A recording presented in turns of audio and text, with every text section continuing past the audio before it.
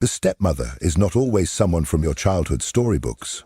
Sometimes she doesn't wear a crown or walk into your life through marriage. Sometimes she lives inside you. In Jungian psychology, the stepmother is not merely a person but a profound inner symbol, a psychic imprint born from the wound of being emotionally exiled.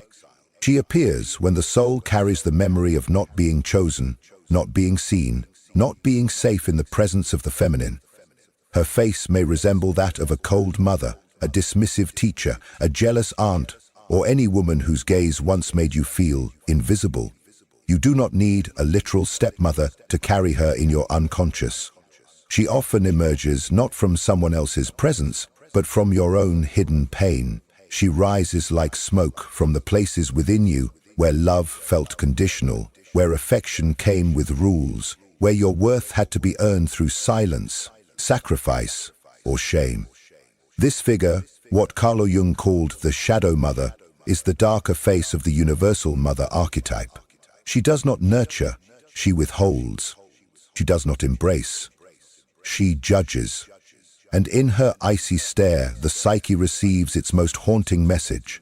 You are not enough to be loved as you are. This archetype does not just linger in memory. She becomes a voice, a gaze, a pattern.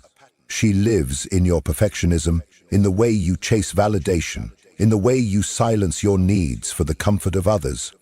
She is the echo that haunts your relationships, whispering that love must be earned or else lost. And she is powerful precisely because she remains unconscious, buried beneath stories of childhood that you've long tried to forget or normalize.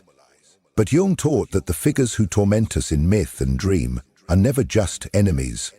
They are guardians of the threshold. The stepmother does not appear to destroy you. She appears to awaken you.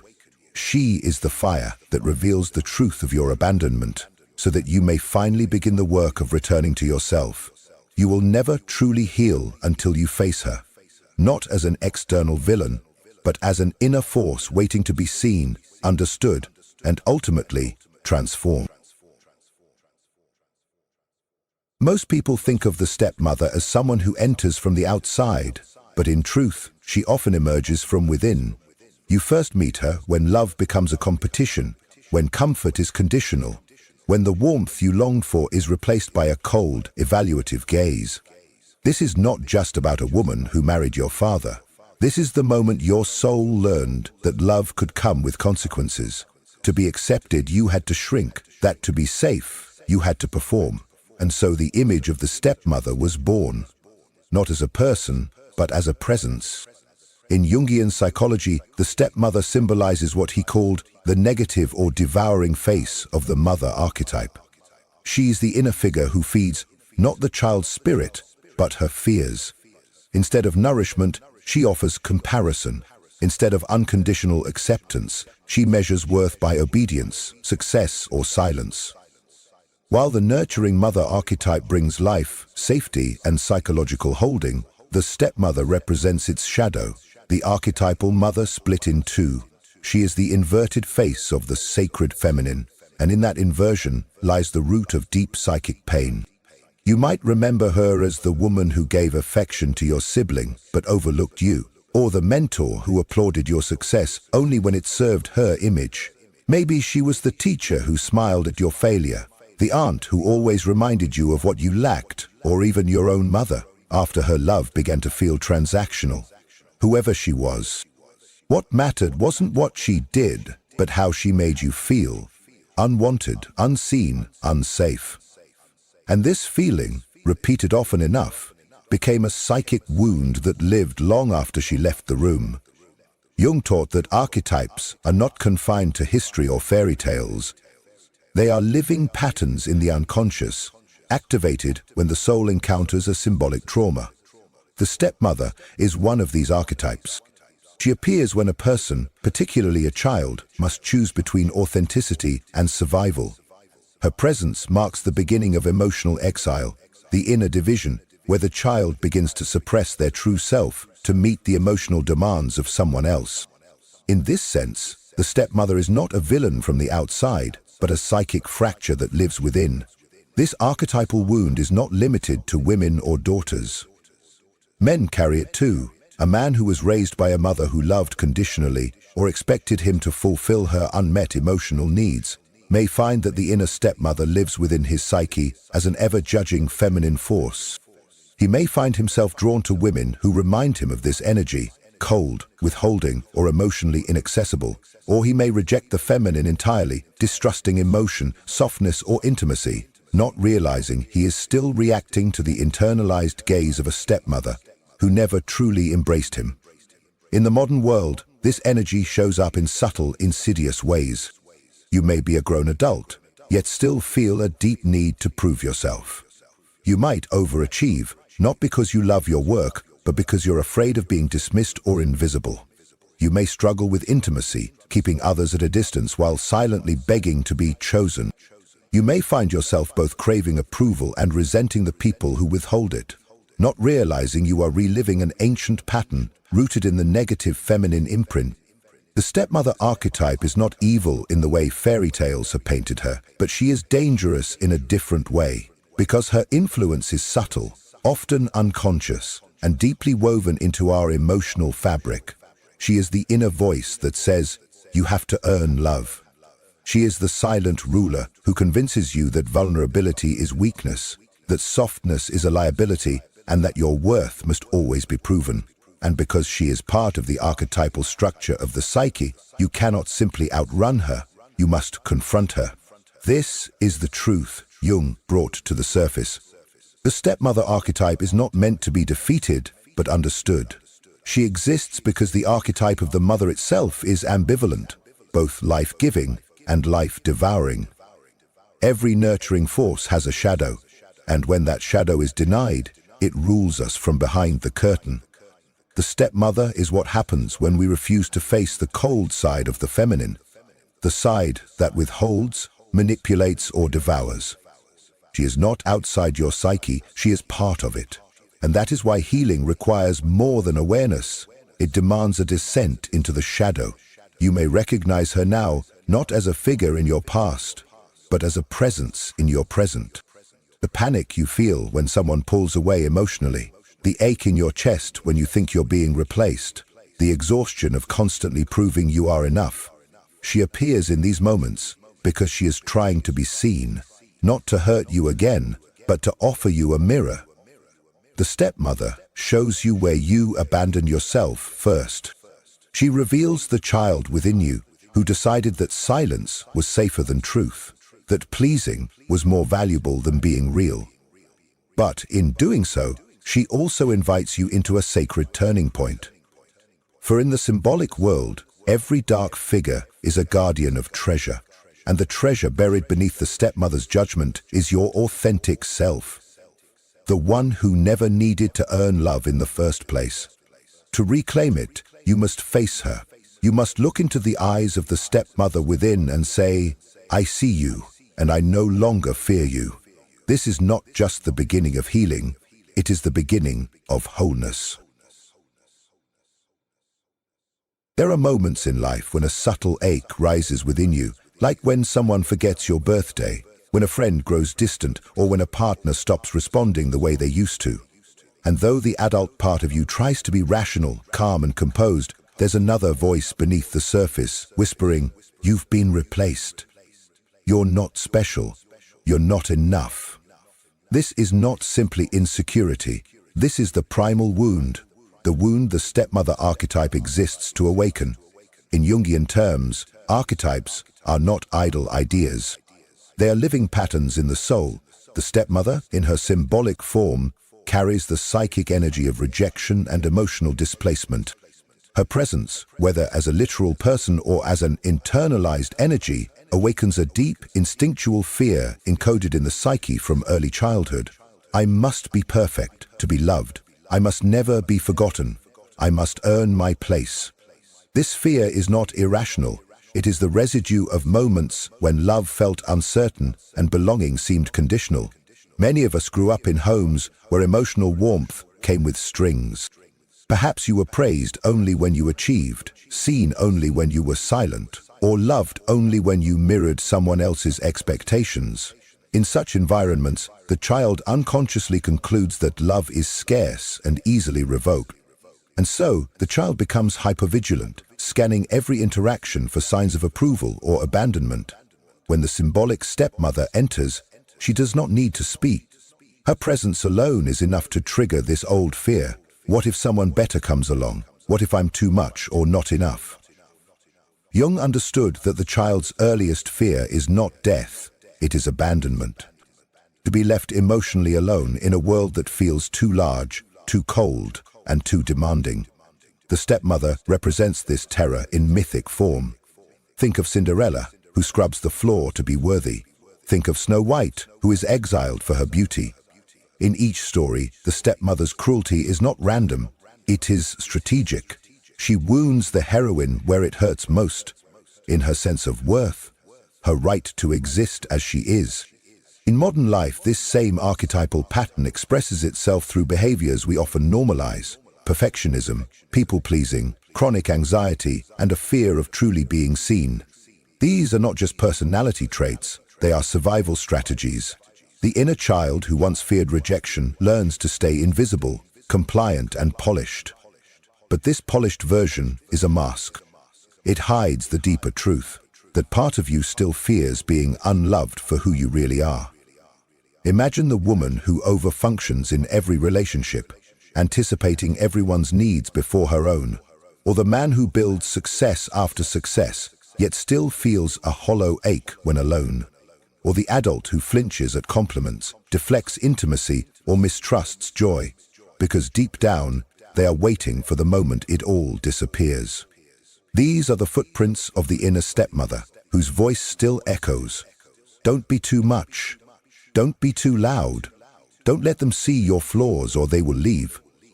The tragedy of this fear is not only that it lives in the unconscious, but that it shapes our reality. The belief that I am not enough to be loved becomes a lens through which we interpret the world. We expect to be abandoned, and so we mistrust those who love us. We anticipate being overlooked, and so we seek constant reassurance. We fear being outshone, and so we suppress our gifts or sabotage our joy. All the while, the stepmother within watches silently, feeding off our doubt, reminding us that safety comes not from authenticity, but from control. Yet Jung taught that the figures who activate our deepest fears also carry the potential for our greatest transformation. The stepmother archetype awakens the fear of being unloved, not to punish you, but to reveal where you have been separated from your own self-worth. She is not the cause of your fear, she is the symbol of it. And in that symbol lies a hidden invitation to stop performing, to stop proving, and to begin the sacred work of reclaiming the part of you that was never meant to be exiled. Healing begins not by silencing this fear, but by listening to it, by allowing the voice that whispers, "I am not enough," to speak fully, without shame. When you do, you will often discover a much younger part of you, still frozen in time, still waiting to be chosen, still believing that love must be earned through effort or sacrifice. Jung believed that these inner children live in all of us, and that they must be seen not as broken, but as holy. They are not your weakness, they are the keepers of your truth. So the next time you feel replaced, overlooked, or not enough, ask yourself, who inside me still believes I must prove my worth? Whose gaze am I still trying to please? The stepmother may have shaped the pattern, but she no longer needs to shape your future. You are not a stepchild in your own soul. You are the sovereign of it. And the moment you stop chasing love and begin embodying it from within, the power of the stepmother begins to dissolve. This is not about confronting a villain. It is about embracing the forgotten self who still waits at the edge of your life, wondering if they are enough. They always were. And now you get to return to them, not to fix them, but to welcome them home. There is a part of you that learned to survive by disappearing, not physically, but emotionally, quieting your voice, softening your presence, and dimming your truth, just to feel tolerated. Perhaps you don't even remember the first time it happened. Maybe it was when you were told to stop crying because it made others uncomfortable. or when your curiosity was labeled as too much, your energy was called unladylike, or your opinions were treated like disobedience. These were not just moments of discipline, they were moments of exile. And in those moments, something essential in you was quietly cast out. That cast out part is what Jung called the shadow, and in the language of myth, she often returns wearing the face of the stepmother. The stepmother is not always someone else. Often, she is the internalized figure who guards the part of you that had to be hidden to survive. She is the embodiment of the beliefs you inherited in silence, that you had to be good to be safe, invisible to be accepted, or small to avoid punishment. In Jungian psychology, this is not just emotional memory, it is a psychic split. The self fractures into two, the self who adapts and the self who is abandoned. Over time, the abandoned self does not disappear, she becomes the inner stepchild, waiting in the shadows of your soul for the day she will be remembered. You can feel this split in your adult life, when you're in a room full of people and feel unseen. When someone offers you love, you immediately doubt it. When you suppress your ideas to avoid conflict, or hesitate to express joy because it feels unsafe. These are not just personality traits. They are traces of the abandoned self, rising through the cracks of your carefully constructed identity. And every time you silence her again, the stepmother within grows stronger. Jung believed that the parts of ourselves we disown do not vanish. They become autonomous figures in the unconscious, and if we do not befriend them, they control us from the shadows. The stepmother is one such figure. She stands at the doorway of your wholeness, not as an enemy, but as a mirror. She reflects the very aspects of yourself that you were forced to cut off. Your wildness, your defiance, your softness, your need, your voice. And until you recognize that she is not a stranger, but a container for your forgotten parts, she will continue to haunt you in your relationships, your fears, and your self-permission. Many people go through life wondering why they feel hollow in moments that should feel full. Why can't they relax into love? Or why doesn't success feel like a rival? Often, the answer lies in this unconscious exile. The stepchild within has been waiting for decades to be seen. Not pitied, not corrected, but welcomed. She does not need to be changed. She needs to be remembered. Let's say you are the woman who never lets herself rest, because resting makes you feel useless, or the man who cannot say no without guilt, because saying no feels like rejection, or the adult who feels panicked when they receive attention, even though they say they want a connection. These contradictions are not failures. They are signals. Behind them is a split-off part of your psyche, an inner stepchild who was trained to believe that authenticity is dangerous. And guarding her is the stepmother within, who watches over the wound with sharp eyes and a cold heart, whispering that returning to her would threaten everything you've built. But Jung taught that the path to individuation, the path to wholeness, is not about becoming someone new. It is about reclaiming what was lost. The stepmother, then, is not a mistake. She is a guardian. She holds the key to the room in your psyche where your most tender self still waits. The one who used to sing without shame, the one who asked questions without fear, the one who knew how to feel before she learned how to hide. And though it may feel terrifying, the way forward is through her, through the stepmother. Not to battle her, but to speak to her. To ask her, what have you been protecting? What did I have to give up in order to survive? And what must I now reclaim if I want to truly live? This confrontation is not easy. It will ask you to feel the grief of a self-abandoned. It may break your heart to realize how long you have lived without your own voice, your own joy, your own innocence. But as Jung wrote, there is no coming to consciousness without pain. And yet, within that pain lies the alchemy of transformation. The stepmother's presence, once feared, becomes the fire that burns away illusion. And the stepchild, once forgotten, becomes the guide that leads you home. So ask yourself honestly, what part of me did I leave behind in order to be loved? And who within me is still waiting to be chosen? Because that stepchild is still there, not broken, not ruined, just waiting. And when you choose her now, with the wisdom of your adult self, the compassion you were never shown, and the courage you've earned through every scar, you reclaim not just a piece of yourself, but the very power the stepmother tried to erase. This is not just healing, this is homecoming. What if the most painful presence in your life was never meant to ruin you, but to awaken you? What if the figure you feared the most, the one who withheld affection, who replaced warmth with silence or scorn, was never just a symbol of your suffering, but the sacred threshold to your becoming? In Jungian psychology, the stepmother is not merely a figure of cruelty or emotional coldness. She is the archetype of spiritual initiation, hidden beneath the cloak of rejection. She is not here to comfort you. She is here to catalyze your awakening. Fairy tales have long known what modern minds often forget: that the path to selfhood does not begin with safety, but with separation.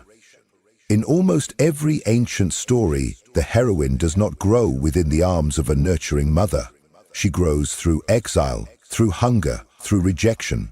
Cinderella is not transformed in the castle, but in the ashes. Snow White is not awakened by love alone, but by the poison of envy. Hansel and Gretel do not return home until they confront the devouring witch and find their own way through the forest. In each of these tales, the stepmother is the one who drives the child out of dependency and into destiny. Jung understood that these stories were not mere entertainment. They were psychological maps encoded in symbolic language. The stepmother, in these myths, is not only a character, she is an initiator. Her role is to push the child into the unknown, to sever the illusion of safety, and to demand an encounter with the inner self. Her cruelty is not random, it is archetypal. And the soul that dares to face her does not remain a child, it becomes sovereign. In real life, this spiritual threshold often arrives disguised as loss. The moment you realize your mother will never become the version you long for. The moment your partner turns cold, you are forced to face your own emptiness. The moment you are no longer chosen, and instead of chasing, you are asked to sit in the silence. These are not just heartbreaks, they are awakenings. They mark the moment the psyche can no longer survive by adapting or appeasing. They demand a deeper choice. Not to be loved, but to be real. The wound that the stepmother archetype carries is not physical, it is existential. It ruptures your perception of love, safety, and belonging. And yet, that rupture is the doorway. Jung taught that the greatest transformations come not from ease, but from confrontation with the shadow. The stepmother is part of that shadow. She is the initiator of spiritual maturity. She strips away the illusion that love must be earned through suffering. She burns down the fantasy that someone outside you will finally come to rescue the inner child. And in the ashes of that fantasy, something astonishing begins to stir, the voice of your own soul. Perhaps you are in that moment now. Maybe life has handed you the loneliness you worked so hard to avoid. Maybe someone you trusted turned their back when you needed them most. Or perhaps you've simply grown tired of performing, tired of begging, tired of waiting for permission to exist. This is not a failure. This is the edge of the forest, the beginning of the path, and the stepmother is standing at the gate. In mythic language, she is the gatekeeper between the world of the child and the realm of the adult soul. She is the one who tells you without words that you will not be loved for who you are if you stay asleep. And so you must choose: collapse into the wound or rise through it. The wound is the symbol. The rising is the transformation. But rising is not a dramatic leap. It is a slow, steady return to the self. It is the moment you stop asking others to validate your worth. The day you no longer wait for the apology that will never come. The decision to love yourself not because you were loved well, but because you remember now that you are the one who must do the loving. This is not ego. This is the soul reclaiming itself from the prison of the past. And so the stepmother once feared is now revealed as sacred, not because she was kind, not because she was right, but because her presence shattered the illusion that you needed to be chosen to be worthy.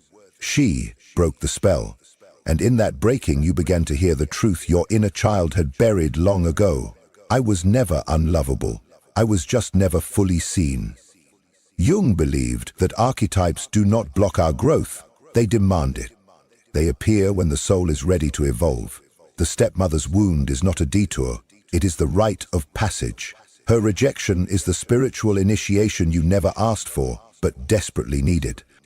She is not the end of your story. She is the force that pushes you into writing it for yourself. So when she shows up, within or without, do not only grieve, do not only rage, listen. Beneath her harshness is the invitation of a lifetime. The moment you stop waiting to be chosen is the moment you begin choosing yourself. And that is how transformation begins. Not with the love you receive, but with the love you remember you are. There is a deep and common mistake we make on the healing path. We believe we must destroy the figures that once hurt us in order to be free.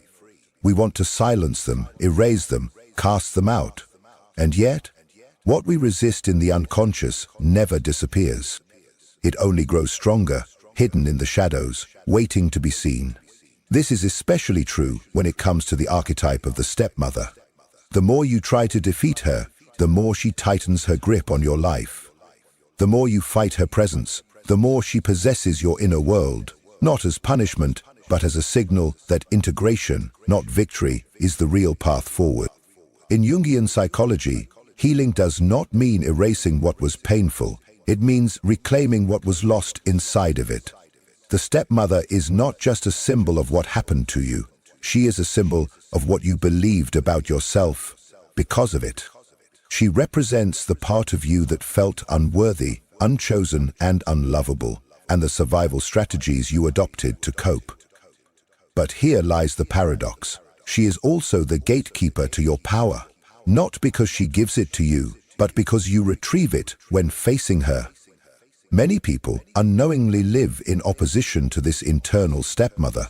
They try to become the opposite of everything she once reflected. If she made them feel voiceless, they became loud. If she made them feel unworthy, they overachieved. If she made them feel small, they become aggressive or perfectionistic. But this reaction is still a form of bondage.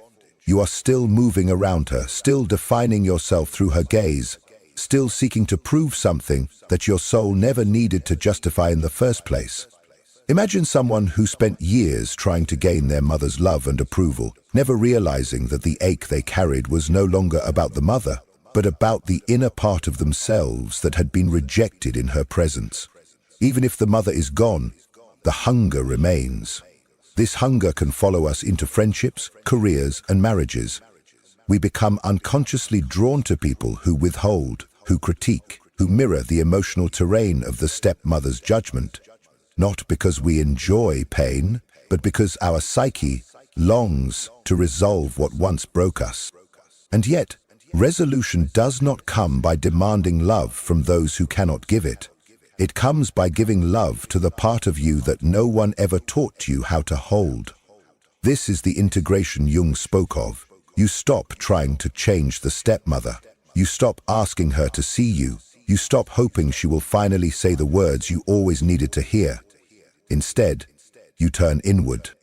You become the one who sees. You become the one who speaks. You become the one who decides that your value is not conditional and never was. To integrate the stepmother is to sit with the shadow and look it in the eyes. It is to say, you made me feel like I wasn't enough, and yet, here I am, still breathing, still rising, still worthy of love. It is not a soft or sentimental act. It is a sacred rebellion, one that does not seek revenge or domination, but truth. You do not need to punish the stepmother within. You need to take back what she tried to erase, your voice, your tenderness, your power. This is not theoretical, it is deeply practical. Perhaps you've stayed in relationships that drain you, hoping that if you just prove your worth, they will change. Or maybe you keep overextending yourself at work, because some part of you still believes value must be earned through sacrifice. Or maybe you keep people at arm's length, fearing that if they truly saw you, they would do what she did, pull away. These patterns are not random, They are psychic echoes, and healing begins the moment you stop blaming her and start listening to what part of you still feels unclaimed. Jung taught that we do not become whole by projecting our shadows onto others, but by making them conscious. The stepmother lives in your psyche not as a punishment, but as an unfinished story. She holds the keys to the rooms you locked up long ago. The rooms where your laughter, your sensuality, your creativity, and your boundaries still live. She is not here to keep you imprisoned. She is here so that you will remember what you forgot, that you have always belonged to yourself. Integration is not about erasing the pain. It is about weaving it into your wisdom.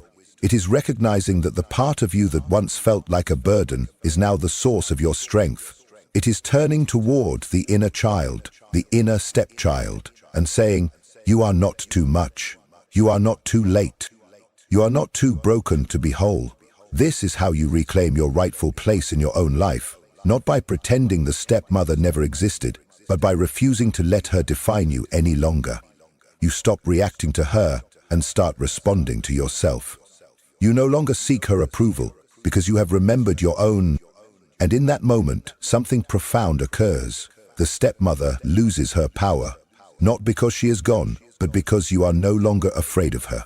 You have met her with presence. You have reclaimed your story, and you have chosen to love the very part of yourself that she tried to make you abandon. That is not just healing. That is liberation. There comes a point in every soul's journey where the pain can no longer be managed, medicated, or explained away. It begins to feel like something sacred is pressing against your chest, whispering in dreams, showing up in repeating patterns, insisting that this is not just suffering. This is initiation, and in Jungian depth psychology, such a moment marks the entrance into the nigredo, the blackening, the sacred descent into the underworld of the psyche. The stepmother, with her rejection, her silence, her piercing gaze, becomes not only the wound you carry, but the doorway through which your transformation begins. To the ordinary eye, she is a villain, cold, unyielding, dismissive. But to the soul, she is a fire. And it is that fire that burns away everything false, everything performative, and everything borrowed just to feel loved. Her presence forces you to face what Jung called the fragmented self, those soul pieces you were taught to hide, silence, or shame. And the work is not to run from her, but to walk into her gaze, to feel what you were once too young to feel, and to choose to stand there anyway. Consider the woman who spent years proving herself, always striving to be more agreeable, more beautiful, more accomplished, because deep down she believed that being seen was dangerous and that being too much would make people turn away. Or the man who feared softness in himself because vulnerability was once used against him. These people are not flawed. They are in ritual. They are repeating the ancient dance between self and shadow, between persona and truth. And the stepmother lives in the middle of that threshold, daring them to drop the act. What if you stopped performing? What if you no longer chased the validation you were trained to believe was the currency of love? Jung insisted that transformation could not happen through thinking alone. It must be embodied, lived, ritualized. And the rejection you once feared was not merely an event. It was the beginning of your alchemical passage into selfhood. The stepmother archetype, when faced consciously, becomes a crucible. Her gaze strips you of the masks you wore to survive. Her coldness forces you inward, not to collapse, but to remember. And in that remembrance, something ancient stirs. The truth is that you never need to be chosen to be worthy. The truth is that your sensitivity, your needs, and your voice were never flaws. They were simply not welcome in the world she ruled. This is where the work turns sacred. You do not wait for her to change. You become the change. You become the mother you never had, the one who does not withhold or shame or condition love on obedience. You become her for yourself. And this is not a symbolic gesture. It is a living practice. You speak to yourself with warmth. You stop abandoning yourself in moments of fear. You protect your own inner child from the ghosts that once haunted her. In the Jungian path of individuation, this is the rebirth. The moment you stop being a reflection of your wound and start becoming the vessel of your own soul. You cross an invisible threshold, a psychic point of no return. From this place, the world does not become easier, but it becomes truer. You no longer walk into rooms asking to be approved of. You walk into them already whole. And yes, it still hurts sometimes. The echoes of the stepmother's voice may still linger in moments of rejection or loneliness. But now, you recognize the pattern. You name it. You meet it with presence, not performance. And in doing so, you alchemize it. You transform the stepmother from tormentor into teacher, from shadow into symbol, from curse into ceremony. Carl Jung taught that psychological suffering, when faced with consciousness, becomes the material for spiritual transformation. What once broke you becomes the foundation of your authenticity. The wound becomes a ritual, a sacred passage into sovereignty. And it is in this fire, not around it, that your soul is forged. To reject the stepmother is to remain entangled with her. To integrate her is to transcend her, because she was never just a woman. She was the embodiment of every moment you felt exiled from your own soul. And now, the exile is over. You are not the frightened stepchild anymore. You are not the appeaser. You are not the shadow of someone else's judgment. You are the sovereign, the adult, the one who returns to the forgotten self, not with fear, but with reverence. This is not just healing, this is awakening. To stand in the fire of rejection and not be consumed. To feel the gaze of the stepmother and no longer shrink. To hear the old voice say, "You are not enough," and finally answer back, "I am, and I always was." That is the ritual, that is the rebirth, and that is the moment your soul remembers itself. Carl Jung taught that we do not awaken by escaping darkness, but by turning toward it. The stepmother in this light is not a curse to overcome, but a mirror held up to the places within you that were once cast aside.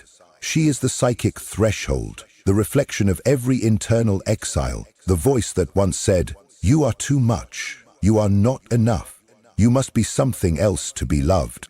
And yet, the great irony is this: you never needed her approval. It was your own. When you stop blaming the stepmother for the wound she represents, you begin to see her for what she truly is, a symbol of your own forgotten power. She did not create the fracture. She exposed it. She did not abandon the child within you. She revealed where you had already left yourself, and in that revelation lies your return, not to the past, but to the self who waited patiently in its shadow. This is the sacred turning. When you stop asking her to see you, and you begin seeing yourself. When you stop chasing her affection, and begin choosing your own soul. When you offer love to the parts of you she tried to shame into silence, you do something alchemical. You transform the darkness into light. Not the imagined light of perfection, but the earned light of self-acceptance. You do not defeat her. You integrate her. You name her, you thank her. And then you walk beyond her, not in anger, but in truth.